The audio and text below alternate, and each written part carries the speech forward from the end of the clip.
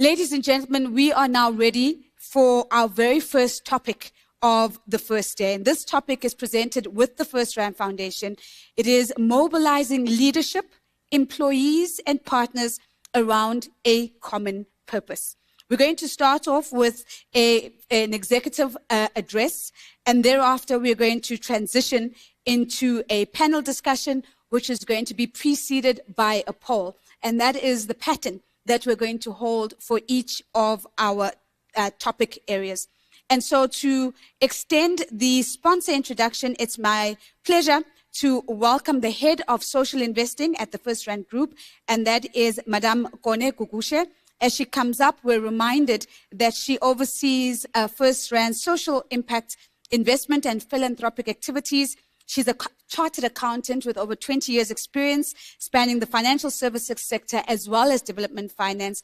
She's also served as the CEO of the Nelson Mandela Children's Fund. Let's give Kone a big round of applause, please.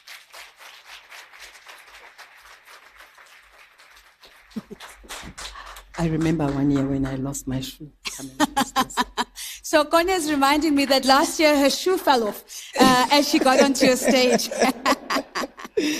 Thank you very much, Nozipho, and certainly a gracious introduction, and thank you for steering this program over this next 2 days. Ladies and gentlemen, good morning. My name is Kone Gugushe, and on behalf of the FirstRand Foundation and the FirstRand Group, it is my privilege and my pleasure to welcome you to the Trialogue Conference of 2026. Allow me to acknowledge our distinguished speakers and partners. Firstly, I'd like to say thank you to Trialogue, led by Ms. Kathy Duff, to you and your team. Thank you very much for curating another impactful conference, and we look forward to the engagements that are going to happen around these rooms and the further collaborations that we will be able to strike. Certainly, I'd like to acknowledge our esteemed keynote speaker, Ms. Shamila Subramoni, who's the CEO of the National Business Initiative, and I must say, a proud partner of the FirstRand Empowerment Foundation. Now, ladies and gentlemen, we've had a marathon, or whatever you want to call it, of a consecutive 2 long weekends, and I hope that all of you have found time to relax and found time to take advantage of what we call sometimes take one, gain 4 days type of weekend. But now it's time for us to refocus back into full work weeks, and what better way to start that than this 2-day conference. And so your attendance in this conference is going to be certainly worthwhile, and I'm hoping that you will be as genuinely excited as I am about the topics that we are going to discuss today, and certainly the topic that we are seeking to talk about that highlights the importance of mobilizing leadership, the importance of facilitating and enabling co-creation, the importance of harnessing what we all have as corporates, which is our people. Mobilizing employee volunteerism and really gaining the beauty and what is within our employees and the skills that they possess. The FirstRand Group has long recognized the imperative of delivering meaningful social impact across our continent, our nation, and our communities. And this comes from our stated purpose, which is to create a future of shared prosperity for our clients, our employees, and certainly the societies that we serve. And this ethos runs through everything we do, from our philanthropic work through the FirstRand Foundations to the commercially driven initiatives across our business footprint. And central to this strategy is our nearly 50,000 strong employee base, who maintain the closest understanding to communities that they serve. And of course, these are communities from which they come. The proximity that they have gives us direct insights into the needs of our clients. It gives us the resolution to systemic challenges. And of course, it gives us the ability to future-proof our business through innovation. And so when we are talking about employee volunteerism, and we were talking about volunteerism in general, I came across a study that was undertaken by Statistics South Africa that really gave interesting insights around the levels of engagement in our society.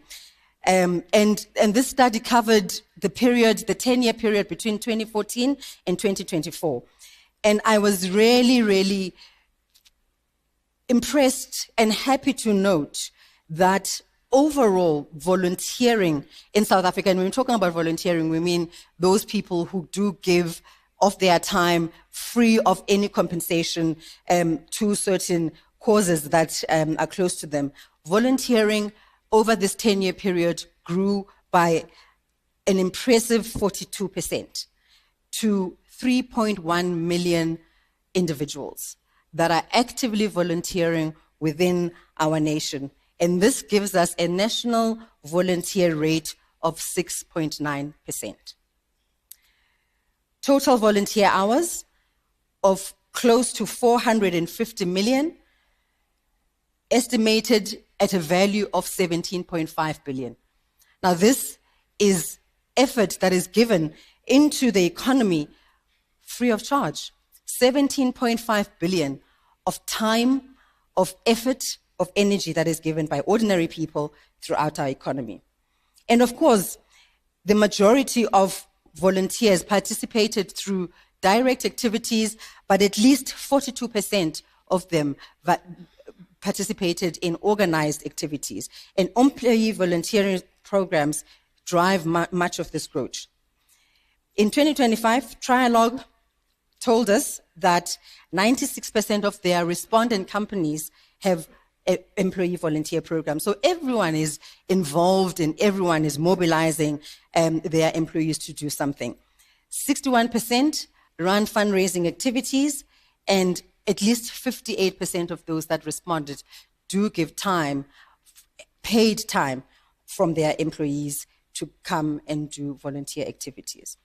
Now, from what we heard from Shamila, and I really don't want to take anything away from our male counterparts, but it is clear that women are the majority of those that contribute towards volunteerism.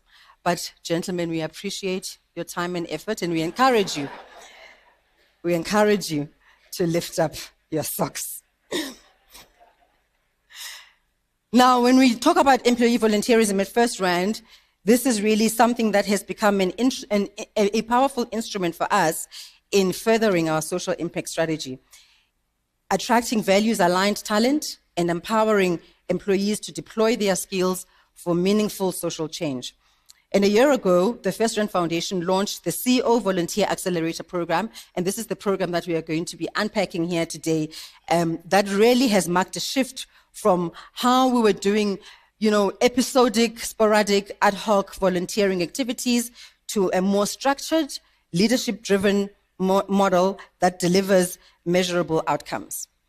And this program brings together multidisciplinary employees, social partners, segment CEOs, all in an effort to co-create and find practical, sustainable solutions to complex social challenges. And that element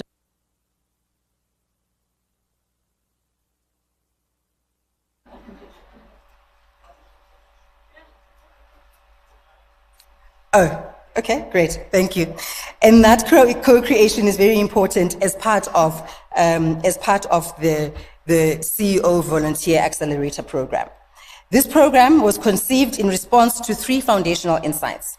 One, that complex social challenges demand sustained strategic support and not ad hoc interventions. And two, that employees seek meaningful ways to apply their professional skills with intention and depth. And that three, visible leadership is consequential. Active CEO involvement signals that social impact is core to how we as FirstRand operate. And so as we unpack this program today, I really invite you to interrogate and maybe even give us your insights and comments around how you, in your own spaces, are mobilizing the co-creation element. And as I draw to a close, really, I want to speak not as foundation executive, but rather as a person who has witnessed firsthand what happens when good people show up for the benefit of others. So behind every statistic that we've talked about, the 3.1 million volunteers, the 17.5 billion contribution of value, at the core of it, there's a mother in a township who received support that they did not expect. There's a young person who saw a professional from FirstRand sit beside them, listen to them, and maybe say, how can I help? There's a social partner organization that, for the first time, had the strategic backing to turn a fragile idea into a long-lasting solution. And this is what this work is about. Not programs, not frameworks, just people choosing people. When our CEOs sit in a room with their teams and community leaders, not to direct, but to listen, something shifts. When employees bring their expertise, not because they are asked, but because they feel called to, something endures. And when our partners trust us enough to share their most difficult challenges, we know that we have earned something that no balance sheet can measure. And so I leave you with this, that shared prosperity is not a destination that we arrive at. It is a promise that we renew every single day, through every hand we extend, and through every life that we choose not to walk past. And of course, on a lighter note, volunteerism remains one of those KPIs. In fact, it's the only KPI where smiles per hour really matter. Thank you very much, and I hope you enjoy the rest of your day.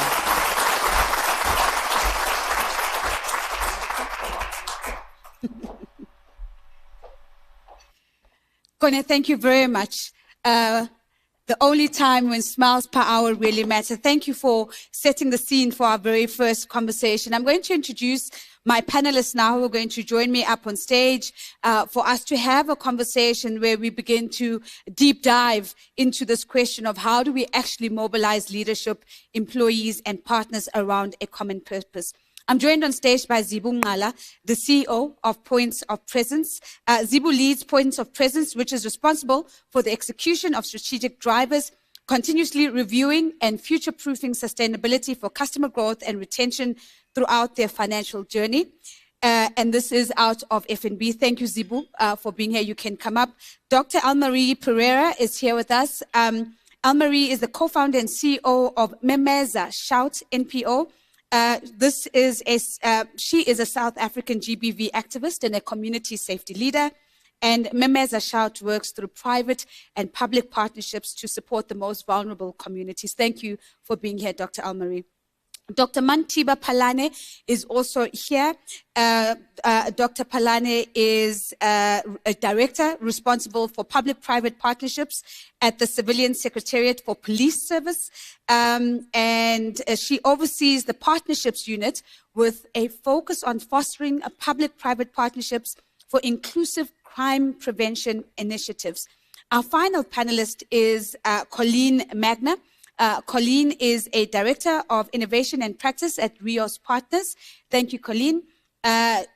Colleen she's a co-founder there, and she focuses on evolving Rios offerings to amplify impact. Now, before we sit down into the conversation, one reminder and then one action from us. The one reminder is, remember, to go during the conversation into the question box so that I can integrate your questions as best I can. And then the first thing that we are going to do is we're just going to get a reading in the room by participating in a poll together that really sets the tone for the conversation we're about to have. So you should be seeing a poll popping up on your screen right now. The question is, what most helps to get leaders, employees, and partners working around a common purpose? So what most helps? Is it clear agreement up front on goals? Is it about getting well-defined governance structures and communication mechanisms in place? Is it just about a question of trust and making sure that your relationships can carry trust? Is it visible leadership, commitment, and follow through? Is it about listening properly to partners and acting on their feedback?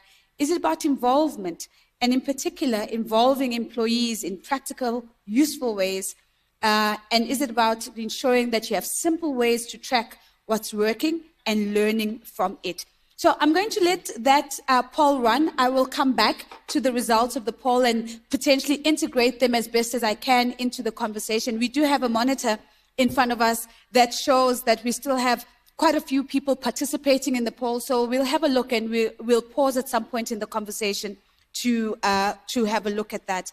But maybe, Zibu, let me open up with you and perhaps invite you to describe a little bit the FirstRand Volunteer Accelerator Program and your involvement in it as a starting point. But what I'm really looking for is what you've learned about mobilizing internal teams and external partners around a common purpose, that bridge between the internal and the external. Cool, thank you. So I think for me, the FirstRand Accelerator Program is very much around how an organization actually partners with the NGOs to make sure that we come up with these sustainable solutions that actually solve for real community problems. One of the things that's very critical, I guess, in our environment, and I mean, I look after the branch and ATM network at FNB.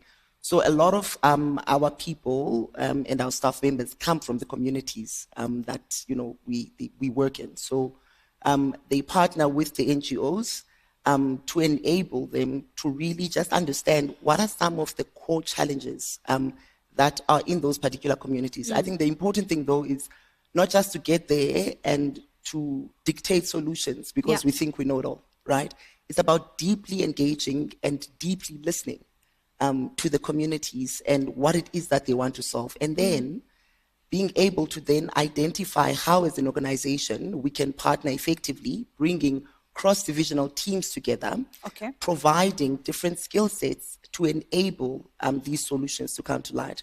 So my role has really been around just sponsorship as well as mentorship, and then galvanizing teams, across the different divisions within FirstRand to provide those skill sets to enable and to create an enabling environment for the solutions to essentially come to light. So, I mean, it's quite structured. We've got like workshops. We enable them to come up with strategies. We support, we assist, and at the end of the day, also provide funding to ensure that they're able to execute on the solutions. I think the important thing for me is ensuring that the ownership obviously sits with the community, but our partnership is felt, is seen, and is heard when we essentially then going through the implementation of those particular solutions in the communities. Zibu, I think that's a really strong distinction you make there at the end, to say ownership sits with the community, but partnership is all of us. And I think that I also found it quite interesting that some of the things you listed, and I'm keen to see what that poll looks like, actually touches on some of those elements. You're already talking about really understanding the community, really stepping in with the posture of listening and wanting to engage meaningfully. But also, to Shamila's earlier point, you talk about cross-divisional teams, and so making sure that you're tapping into the tapestry of what's available. So I think it will be interesting for you to see what that poll looks like. But let me go to Almarie next. And maybe, Almarie, let's go to your organization, Memeza Shout, which I understand very much works at the intersection of community. But I want to maybe ask you to describe your organization's involvement first in the FirstRand Volunteer Accelerator Program. I'm keen to understand your involvement, but more than anything, how would you describe the impact to date? Thank you so much, Zipo, and thank you so much for FirstRand Empowerment Foundation and Trilog for having this important discussion today. And it's quite a special discussion to me because the work that I do today started in volunteerism. A decade ago, I was given the opportunity to work for a non-profit organization, which is Memeza, after the loss of my sister due to gender-based violence. And that opportunity of volunteerism changed my life. So it took me from caring about a social problem to taking responsibility for the social problem and doing something about it. So the work we do with FirstRand Empowerment Foundation is focused around gender-based violence, building safer communities, connecting stakeholders and partners at a community level to improve the response on gender-based violence. We work closely with our government partners as a force multiplier in these national programs that we deploy. And through the FirstRand Empowerment Foundation, of which I will hone in on the CEO Accelerator program now, we've reached over 38,000 gender-based violence victims. We've created over 90 community-based GBV response network jobs, and we've proven up to a 30% reduction in gender-based violence in the communities where we deploy the program. Sure.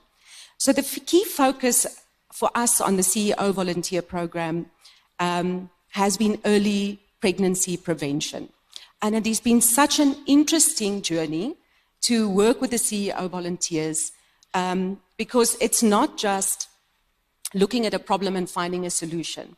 FirstRand Empowerment Foundation really took this initiative, and through a process of mapping out the problem, with the volunteers actually being involved in mapping out the source of the problem, going to the source of that, going through a prototype and innovation, education process, coming up with a solution, and then testing that solution. So this is not just normal volunteerism. These volunteers are actually getting involved and getting their hands dirty. To me, the program is really unique because it does not just create volunteers. It creates leaders who understand social impact. Yeah. And we could see how lights went up in the workshops that we had with these volunteers. And the topic that we address is quite a diverse and serious topic.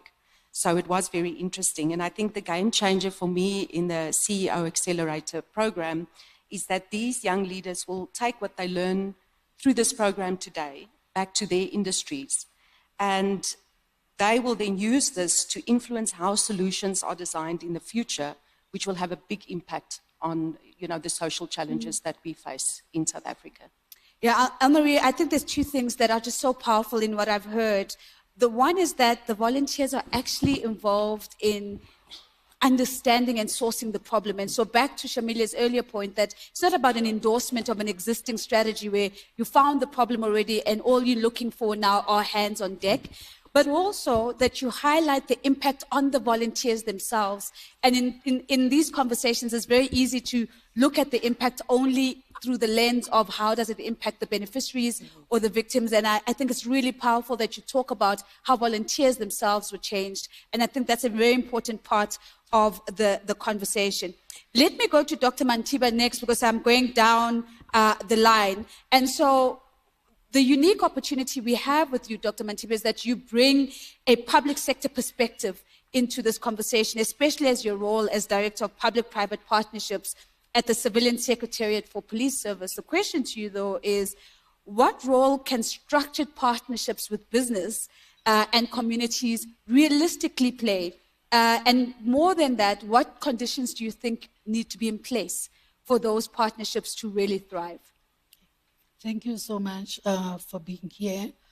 Just to get straight to the point, the biggest impact of partnership here is in the voices and the vision of communities and the vision that the public-private partners have. The foundation out of that is policy implementation at community level. I think most of the times we struggle with the policy implementation and the impact thereof. However, we tend to forget in our hushed plans to put policies or to ensure that there is some form of implementation.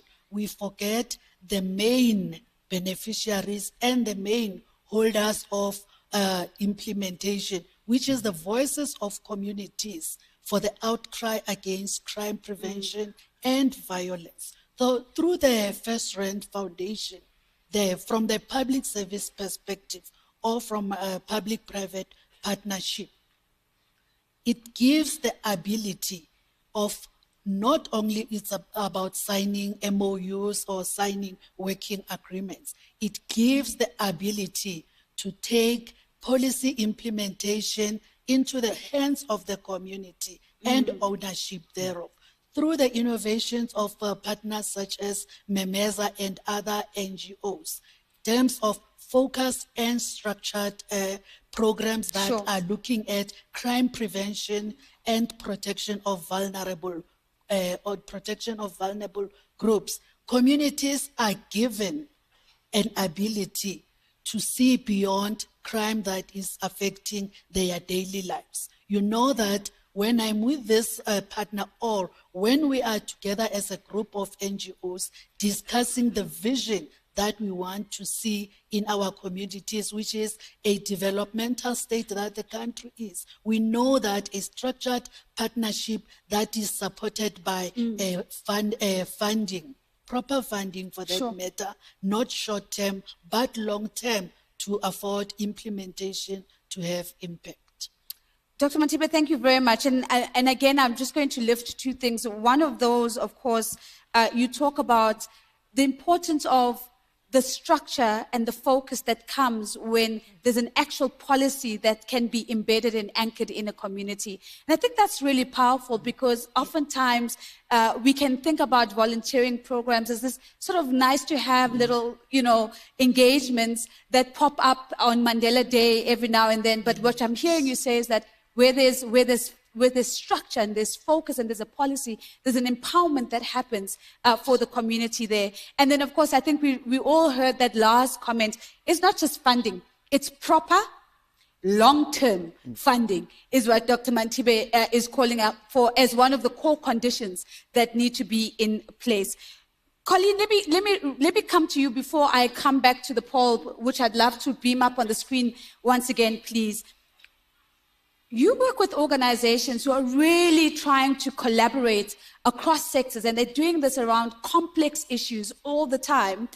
What, in your view, distinguishes those type of partnerships that I would describe as consequential? They actually move things, they have real impact, versus partnerships that one would say could be superficial or surface level at best? Thanks, Nozipo. And actually, a lot of the answers have already come up in this discussion, which is a real example of partnership with impact. And, in RIOS, we've worked for over 20 years across sectors on bringing and convening and designing collaborations towards some kind of systemic impact. So there are some clear indicators for what makes for successful partnerships. But I just want to focus on one, which sounds quite simple, but is actually quite difficult to achieve, which is that you're not just measuring the effectiveness of working together on addressing the challenge. You're actually measuring for not working together, but changing together. So what that means is what happens to those organizations, the people that are involved in their learning and understanding about the problematic situation, about the diverse others' experiences and problem-solving abilities outside of your own organizational paradigm. And collaboration is difficult. It requires stepping across difference in how you know how to do things in your own sector. And so the most sustainable way to actually see it through is after that partnership. Yeah. And that is in the changes that have happened in organizations, which is a strategic change to think more systemically, to solve problems more systemically, to be able to understand when to collaborate and when to be in conflict, and you have to do both. And that's been the big learning. And I'll give you two quick examples completely outside of this example here. During COVID and just before COVID, we worked with an alliance of civil society organizations in Sudan that were looking to contribute to the rebuild of the country while they were in transition. Then the war broke out in April in 2023, and it wasn't safe enough to work with them. Many fled and were diaspora or refugees. And so we continued to work with them outside of Sudan in building the capacities to continue to collaborate, because civil society is hugely fractured, particularly in a country like Sudan, because there's political allegiance. And it's in their ability to understand each other's perspectives that when the war ends, which it will, there is an infrastructure, a civil society infrastructure that can support. A more recent example is here in South Africa. For the last couple of months, together with NASCI, we are bringing together NGOs that work with ECD to help the Banapele initiative. And the purpose is to build trust and understanding of what different NGOs bring towards access to ECD. And it's in this trust-building infrastructure that can support DBE in its rollout in a number of ways beyond the next year that we'll be working together. Yeah. So that's really the essence, is changing together. It's it's not lost on me that you say that the ability to measure that change is after. And again, in a world where measurement is everything, and not being able to measure something in the moment, in the flow, and having that patience to understand that the real strategic change that we're looking for is actually after, and it's what happens within those organizations. I love your points around building a trust infrastructure as well, because I think when we think partnerships, we're thinking just the strengths of what everybody can bring, but we forget about the residual collective of trust that's left in the room. So thank you, technical team. I did see you put up that poll. I'm going to ask for it once again so we can just have a quick look at it together. And then I want to say to the audience, thank you so much for your amazing questions, which I am seeing on the app. So I'm going to try my best now after this poll to transition to those questions. The question was, what most helps to get leaders, employees, and partners working around a common purpose? We had almost a number here, about 160 people participating in this particular poll, and about 20% says actually it's about clear agreement right up front. So when you talk about workshops, Elmarie, I can imagine that a huge part of that work is being clear about what is it that we're trying to do. A small number says it's about well-defined governance structures and communications mechanisms, which must be interesting to you, Dr. Mantibe, because a policy is a governance structure in a way, and yet the majority of the room is saying, well, we actually don't think that is a necessary precondition for the ability to work around a common purpose. 37% says visible leadership, commitment, and follow through. A small number, Zibu, saying, no, Zibu, only 9% of us actually think it's listening properly, which is really interesting. You know, based on what you've said, based on what Shamila said, 9% says listening properly to partners and acting on their feedback. So, you know, that's an interesting insight that is coming through there. And then the smallest number, which is 4%, says involving employees in practical, useful ways. Am I reading these numbers right?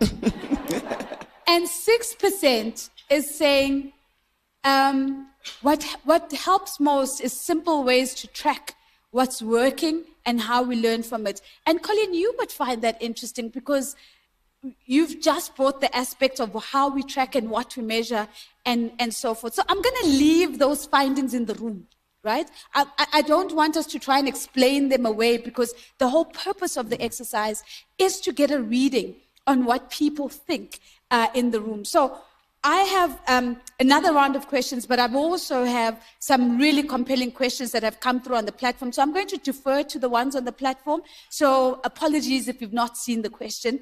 And this, of course, comes both from our in-person and our online audience. I'm going to say to our audience, try and keep your questions sharp, short, concise, and to the point. Because if it's a big paragraph, I'm going to skip it because it just makes it difficult for me to read, and I get worried that I might trip over something. So Henry Sabata, please repeat that question. So Nompumelole says, this is for Elmarie.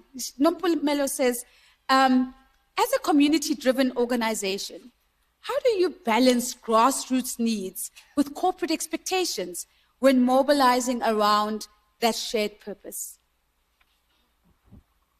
Thank you so much for that question.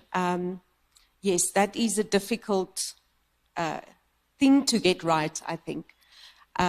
But I think really the time needs to be spent understanding the grassroots problem before you involve business to try and solve it. Yeah. And I think that has been the key thing, and organizations that, have been around for a long time, and there's a lot of NGOs here that's been around for a long time. AMESA has been around for about 13 years. A lot of that time was spent understanding the grassroots problem.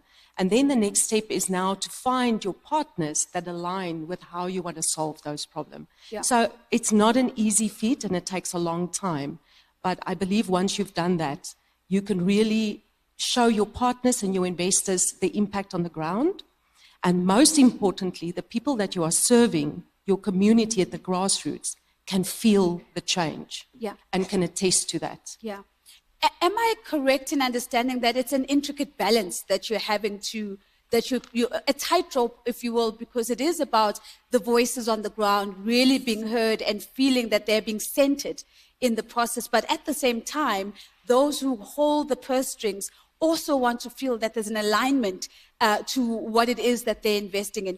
So, Zibo, let me bring this question to you. This is from Coletta Simungu, and Coletta says, as a private equity investor involved in driving impact at community level, one of the greatest difficulties is going into societies to identify, and she uses inverted commas, the right voices, to understand what the needs are and what work is needed.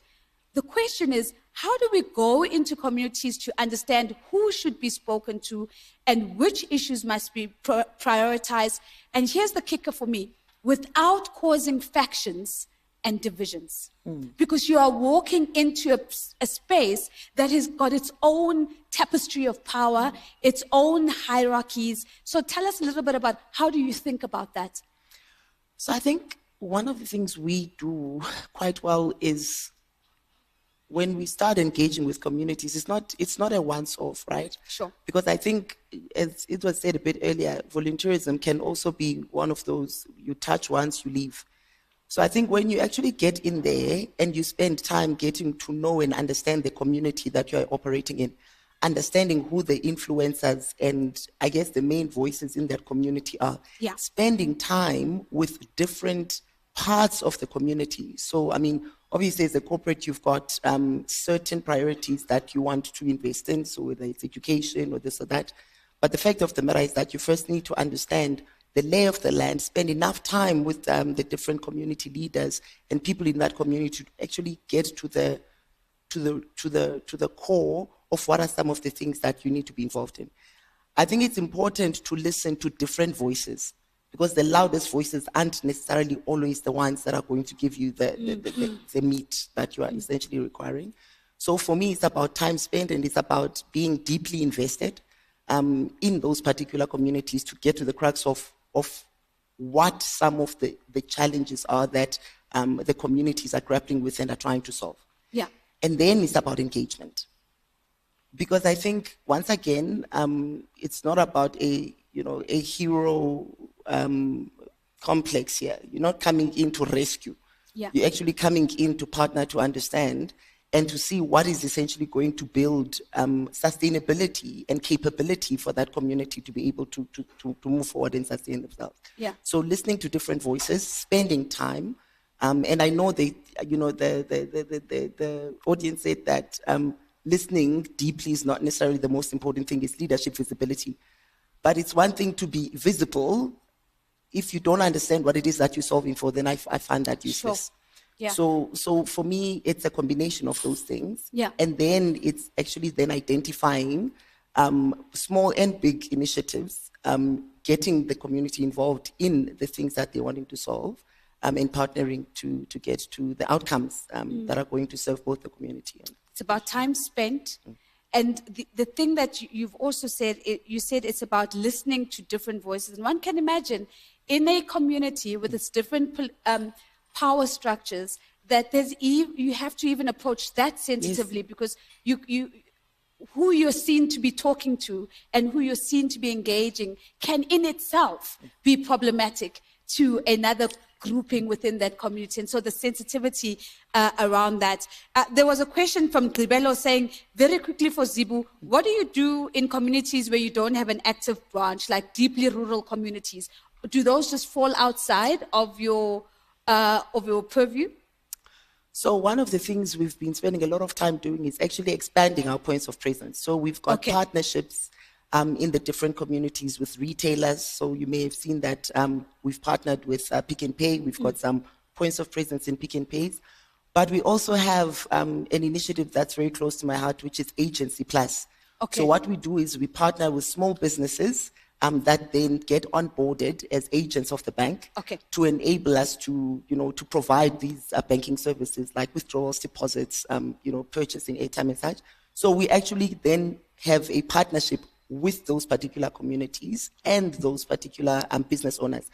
We continue our relationship with them and the community through those businesses as well. So we are definitely working very hard to ensure that we are where our customers need us to be, and obviously at their convenience. So we spread our reach using other, points of presence, I guess, as well. 100%. And I think that's a practical question, Gabel, and it's really good to hear that there's an out-of-the-box thinking that also needs to or comes into play. Dr. Mantibe, let me bring you back here into the conversation. I'm keen to understand from your perspective, what do you think are the behaviors that undermine trust? The behavior that undermines trust in partnerships, mostly in a partnership.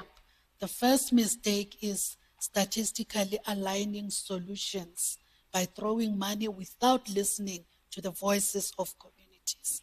Can we just pause, Dr. Mantibe? Can I get that poll up again? I just want to double check that number. Okay, it now says 10%. Listening properly to partners and acting on their feedback. Thank you, technical team. That was just me being salty. Dr. Mantibe, but continue. So the first mistake you say is not listening properly.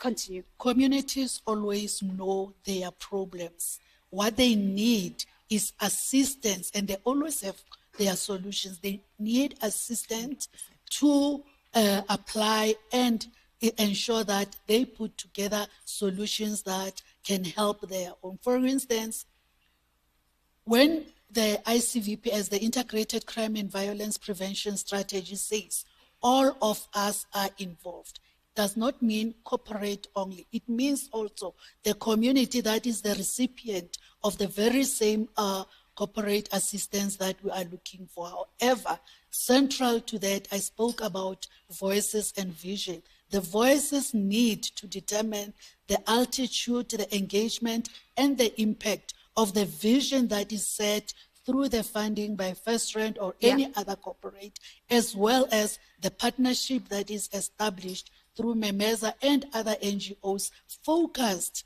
on the issue is focusing on a common vision, which in this panel is crime prevention and protection of vulnerable people. Dr. Mantibe, thank you for that. I want to bring to you a very quick second question before I make my way back to Colleen. Komala is asking if you can say something about the challenge of creating dependency when supporting communities. Have you seen that? Where a community then becomes dependent on a funder, on a particular program, on an initiative, and even those that do have the agency to act then step back and no longer do that. The agency instead is the beginning of turning the tide around, of ensuring that voluntarism is aligned or is supported through a stipend or some form of income to ensure that even those that are volunteering or even those that have interest in begging do not back down and fold their arms because there is nothing that they're benefiting. The issue is we need a community that sees the bigger picture, but the same bigger picture must be seen by corporate to show that with this funding or with this plan of action, is there an impact that will be made in community? Thank you, Dr. Mantibe. So, Colleen, I see you are you're making these very, very serious notes. So the first thing is I want to know what you've just written now. as your first comment, because I think that's a direct reaction to what I'm hearing you, what Dr. Mantibe was saying. But I also want to bring you a question from Mandla. Mandla says, if visible leadership is the most important thing, what burden must these leaders then carry to deliver on this common purpose? Over to you. Okay, so what I just wrote after Mantiba spoke was one of the biggest roadblocks to building trust is not naming the power asymmetries that exist in any situation. And let me use working with GBV as an example, because we've worked on a number of different partnerships to address GBV. And what I actually wrote in here as the biggest contributor to that power asymmetry is that there is trauma in the room. Sure. And you cannot assume, and this is true for many social problems, it's not just GBV. These are lived experiences, communities know how to address them, and the sensitivity and real care to listen and to balance those power asymmetries is almost the most fundamental thing to do up front. And to the point about the burden of leadership, I smiled when I saw those results, because in some ways I'm not surprised. It is very important for visible leadership to show up. We are leader-led organizations, so Sure. that is the world. And how those leaders show up is back to the point about what are they demonstrating as change in the beginning, and the ability to be vulnerable, to not have the answers, to model the listening that's required, actually speaks then to all of the other things that are required too. And I mean, maybe I can just add one more block that has also come up here that I've seen in other contexts, which is when you really listen to different perspectives and interests, there is often a conflict of what the problem is.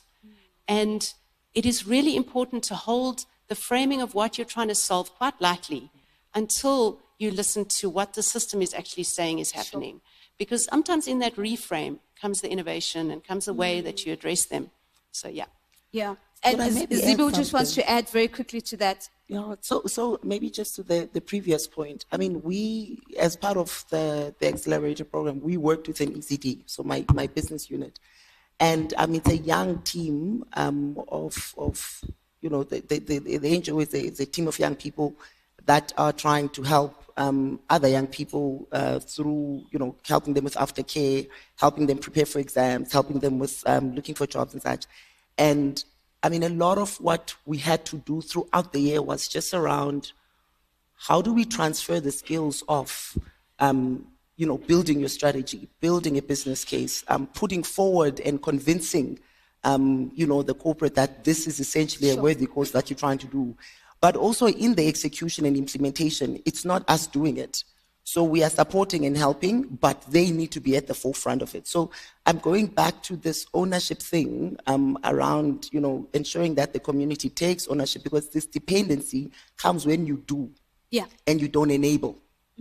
So I think it becomes really important to ensure that they know you're there for the long haul. They know you're behind them. You've built the trust. So they know that even when there are challenges that come up along the way, you are in the trenches, there to solve, but once again, co-creating the solutions as you move forward. So I think that's been a really big lesson that I've learned, just in terms of engaging with them and making sure that they come up with the solutions. It's really your role to then guide and mentor and move forward. And I can appreciate that, while at the same time appreciating that sometimes people carry a mandate that's been approved by board, a framing that's been approved by board, and suddenly the system says something different. and the system says not this, but that. How do we resolve that tension? How do we find our way when we're hearing something different from what we had already begun to solve for and actually set aside funds for? So I think this conversation has been really incredible. We've got 3 minutes on the clock, and what I'm going to ask you to do is to give me almost like a billboard. So I want you to think about a billboard. Because this is a FirstRand Foundation partner session, FirstRand will pay for your billboard. So think about a billboard sponsored by FirstRand, and this billboard really speaks to one thing, and that is, if you could change one thing about how an organization approaches stakeholder engagement, what would that one thing be? Now, remember, it's a billboard, so it's not an executive summary, it's not a board pack, it's a billboard, right? So it's got to be short, sharp, concise, and to the point. What's the one thing that you could change about how organizations engage their stakeholders? And it's now 2.5 minutes, so even less time. So what typically happens is that the most confident person looks me dead in the eye. It's Dr. Manthibe right now. So you get to go first. And then, depending on where the other gazers are, we'll make our way down the panel. So, Dr. Manthibe, what does your billboard say? With the background of community, the message would be voices, understanding, and funding. That is the foundation for what a community-based long-term project should look like. And what I want to say just lastly is never underestimate the power of community awareness about the problems and the solutions that are relevant to them. Thank you very much, Dr. Manthibe. The billboard says voices, understanding, and in big font, funding, right? Because we said it must be long-term and it must be proper. That was your initial thing. Thank you so much. Let me see where am I going. Okay, Zibu. No, I was just kind of thinking you were going to skip over me, but okay. What does your billboard say? So mine says shift from transactional to relationship building and co-creation. Shift from transactional to relationship building and co-creation. And co-creation. So it's a double funding, FirstRand, because it's a double billboard. Yes. It's quite long. Thank you very much. Anne-Marie, let's go with you. What does your billboard say? Perfect. So it leads on to that billboard, and it would really be that we need to move from consultation to co-creation. I love that. And I think to just highlight what we saw through the CEO volunteer program specifically to that is that it builds an understanding before taking action. It brings people into the process of finding the solution, and it allows the solutions to be shaped collectively. Consultation to co-creation. I think it's a fantastic billboard. Thank you, Anne-Marie. And then, Colleen, the last person, the billboard has got to be the best one, right? Because the pressure of having to go last. So what does your billboard say? Are we going to vote? Oh, wow. No, we won't vote, I promise. Okay.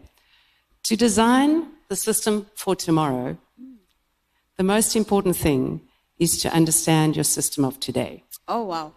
To design the system of tomorrow, the most important thing is to understand the system of today. Ladies and gentlemen, my panelists, please, let's give them a big round of applause. Thank you so much.